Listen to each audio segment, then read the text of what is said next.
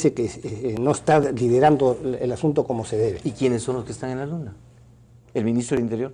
Bueno, es que no es un tema de nombres. La crisis es de tal naturaleza que hay que manejarla como... Entonces se lo voy a preguntar así, ¿es el estructura. gobierno el que está en la luna? Yo creo que el gobierno no está manejando bien este asunto. Para comenzar, está rodeado de inútiles, pues eso lo sabemos todos, ¿no? Los ministros de Estado. No necesariamente los ministros, hay mucho asesor, ¿no es cierto?, que están metidos en el entorno presidencial, que no están cumpliendo con su función o se han acostumbrado mal, porque vienen desde el gobierno de Fujimori, vienen trabajando, ¿no? Entonces esta es la gente de la cual está rodeado el presidente de la República, y yo se lo he dicho a él. ¿Usted se lo ha dicho? Yo se lo dije. ¿Que está rodeado de inútiles? No, le dije está rodeado de parásitos. Bueno, es peor que inútiles. Bueno, pues eso se lo dije, ¿por qué? Porque es obvio, y el Perú lo sabe, que está rodeado de parásitos, pues, de gente que viven del erario, ¿no? Están y los premia después con cargos en el extranjero que todo el mundo conoce. ¿Usted se refiere a Juan Jiménez? Me refiero a una pluralidad de personas que han demostrado... ¿Se refiere a la ministra de Educación, al exministro de Hay Educación? una pluralidad de personas que han ocupado cargos en los que han fracasado a cargo de esos cargos y los están premiando. La pregunta es ¿por qué los están premiando? ¿O los están alejando? ¿Para evitar denuncias? No sé, pero ese es un asunto que preocupa al ciudadano común. Esa inutilidad, esa parasitosis que según usted vive el gobierno, es la que hace que estemos en la situación que estamos en el tema de inseguridad ciudadana, por ejemplo. Por ejemplo, en seguridad ciudadana nadie toma decisiones.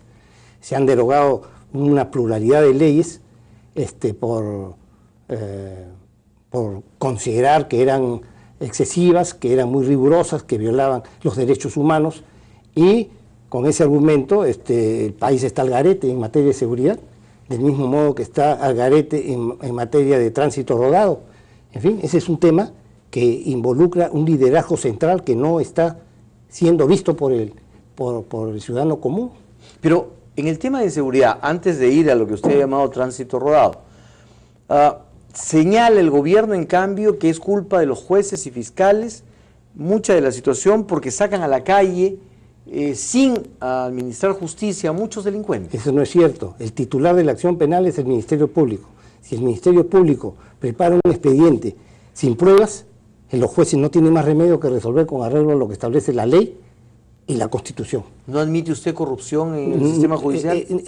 Excepcionalmente hay casos de corrupción, pero hay toda una leyenda negra sobre esa famosa corrupción del Poder Judicial. Claro que hay corrupción, pero no está generalizada, sistematizada como se pretende. ¿De quién es la responsabilidad de que en el Perú se haya multiplicado el sicariato, se estén muchos haciendo tremendamente millonarios con las extorsiones o se asesine todos los días a ciudadanos peruanos? Pues le pongo un ejemplo concreto. Toda la legislación sobre la tenencia de armas es lo más disparatado que he visto en la vida.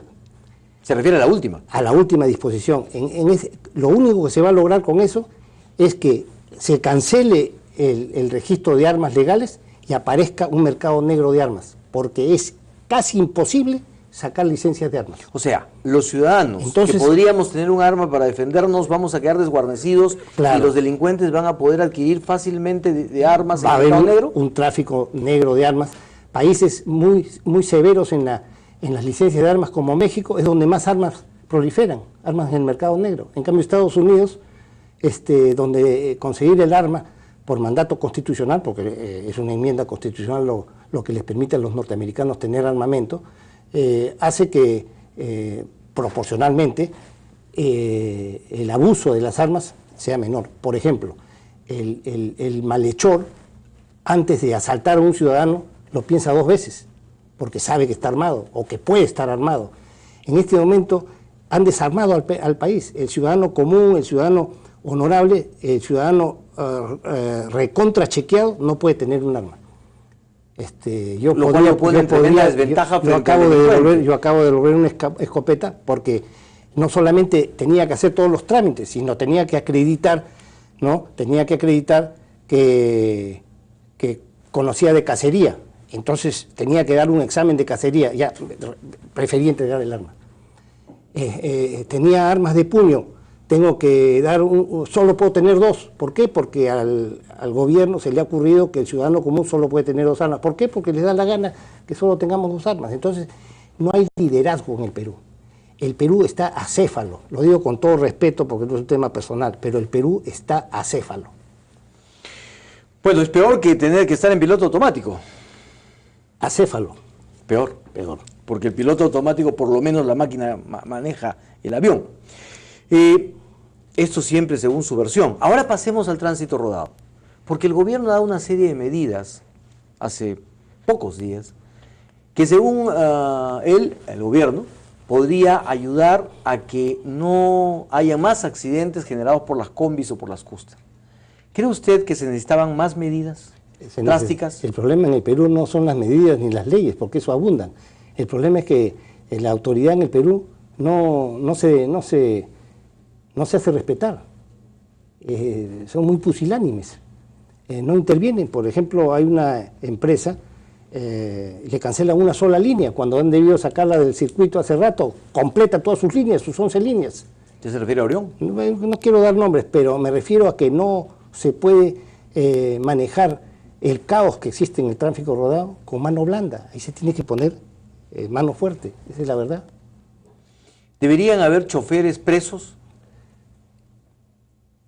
Debería haber todo el que comete una infracción severa, tiene que, por ejemplo, lesiones graves o muerte, tiene que haber prisión efectiva.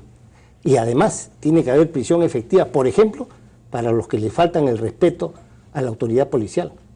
Estamos yo conozco otros países, a un policía se le respeta absolutamente, aquí no, aquí prácticamente le meten el carro, se meten en el carro, lo agreden, no le hacen caso y el policía simplemente o no actúa o no está amparado por la legislación. Eso le iba a preguntar, ¿es un problema de la policía misma, es un problema de la sociedad que no defiende a su policía? Es la sociedad que no defiende a su policía, si hace uso de sus armas, los procesan, los señalan, aparecen los defensores de los derechos humanos, como el caso pues Chavín de Huántar. Los héroes de Chavín de Huántar han sido perseguidos por toda esta playa de inútiles que tenemos en el Perú.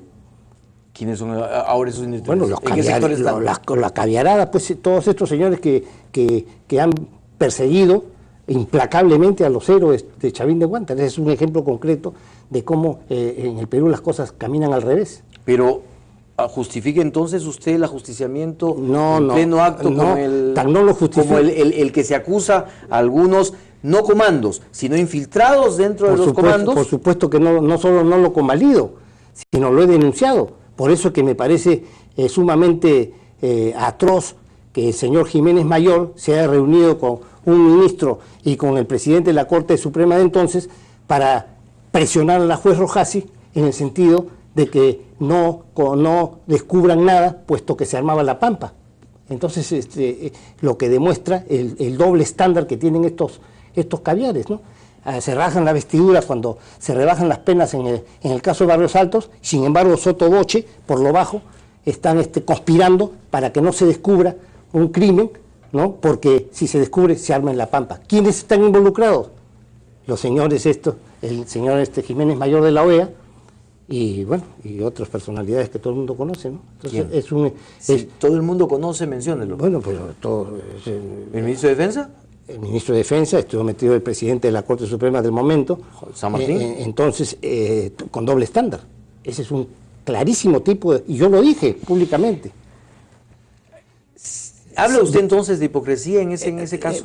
Por supuesto. En este momento, por ejemplo, la señora Nadine Humala, cuando sale la sentencia de Barrios Altos en la que yo intervine y propuse, y estoy de acuerdo además que había que bajar las penas, puesto que hemos puesto en muchos casos menos penas que las que puso el Tribunal de Nuremberg para muchos de los juzgados por los crímenes contra 6 millones de personas, cuando nosotros, esta señora salió a decir que era un horror para el honor nacional la sentencia de Barrios Altos, y ahora el gobierno, del cual ella forma parte, de facto, resulta que frente a las atrocidades de la dictadura de Maduro en Venezuela, están ella y todos callados en 7 idiomas.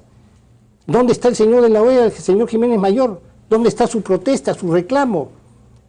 Si los derechos humanos es un asunto, como yo creo, de ámbito internacional, ¿dónde está la protesta, el reclamo por lo que están haciendo con el pueblo venezolano? Que se están produciendo matanzas sistemáticas y generalizadas de personas civiles, eso sí no son combatientes, son ciudadanos, estudiantes y ciudadanos comunes, están siendo masacrados por la dictadura del señor Maduro. ¿Y qué dicen los señores de los derechos humanos en el Perú? Siguen persiguiendo a los héroes de Chavín de Huántar. ¿De qué estamos hablando? Entonces ese cinismo, ese doble estándar, ese doble rasero, ¿no?, es lo que el pueblo rechaza. ¿De qué manera rechaza el pueblo eso? Por ejemplo. Por ejemplo, con lo que yo estoy diciendo, yo soy un ciudadano... ¿que cree recoger la voz de una mayoría? No es que crea, sino que yo converso con mucha gente, yo soy profesor universitario y yo converso con mucha gente y están indignados con lo que pasa, con el cinismo, la hipocresía, ¿no? Porque si se quedaran callados, bueno, no les interesa el tema. No, pero son activistas de los derechos humanos y con respecto a lo que ocurre en la dictadura de Venezuela, se quedan callados en 7 idiomas, no se oye padre. Entonces, ¿por qué se quedan callados? ¿Han comprado su silencio? ¿O tienen miedo que le saquen? ¿O tienen temor de que aparezcan recibiendo dinero en el CIN de Venezuela? ¿Cuál es el punto? ¿Cree usted que Maduro los tiene agarrados del cuello a muchos del gobierno? No, mucha gente piensa eso, mucha gente piensa eso. Y yo recojo ese pensamiento en el sentido de que no hay otra explicación a ese silencio que es repugnante, además de cómplice. ¿Por qué su ojeriza con Jiménez Mayor? No, Jiménez Mayor... Lo menciona varias veces. Lo menciono varias veces porque Jiménez Mayor no había terminado yo de informar que había salido la sentencia de Barrios Altos y sin leerla, porque yo lo tuve cronometrado. Salió a vituperar, a criticar, a ofender y a entrometerse. Y después armó él, con una pluralidad de altos funcionarios del Estado, en gesto que es de traición a la patria, salieron a coludirse, ¿no es cierto?, con los señores de la Corte Interamericana de Derechos Humanos para conspirar contra la sentencia de Barrios Altos. Se la tiraron abajo al final, pero no porque lo mandara a la Corte Interamericana, sino porque hubo una conjura interna acá para bajarse la sentencia. Yo, con mi voto en contra, por supuesto, porque yo me mantuve hasta el final con la bandera en alto. Y sigo en la idea de que esa sentencia era un mecanismo de relojería y en consecuencia lo que hicieron, porque después, bajo presión del presidente entonces de la Corte Suprema, bajaron y anularon la sentencia, los mismos que la habían confesionado conmigo, en un acto que es absolutamente ilegal.